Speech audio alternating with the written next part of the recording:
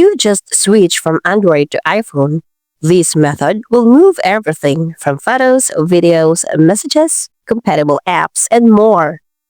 Basically, it's a complete form migration using Apple's official tool, Move to iOS. So, let's get started. Step 1. Prepare your iPhone. Your iPhone must be on initial Hello setup screen, just like when it's brand new. If you've just unboxed your iPhone, you can skip ahead. If it's already set up and in use, you'll need to erase it. Go to Settings, General, look for Transfer or Reset iPhone. Then tap Erase All Content and Settings. Next, enter your passcode and follow the on-screen prompts. Just important reminder, erasing will delete everything on your iPhone. So, you have to back up anything important before you proceed. Step 2.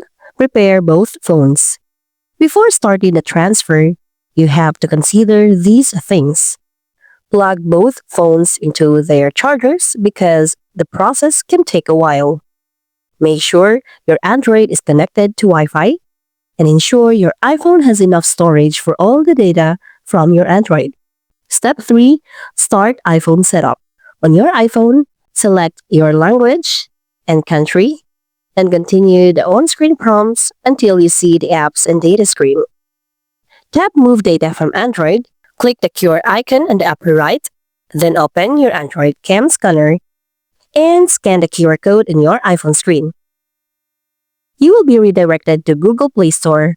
Install the app, open it, continue through the prompts until you reach the screen asking for a code. Back on your iPhone, tap Continue to display a one-time code. Enter that code on your Android phone, and once connected, both devices will show they're paired and ready to transfer. Now, on your Android phone, you can select Messages, Contacts, Calendar, Google Accounts, Photos and Videos, and more.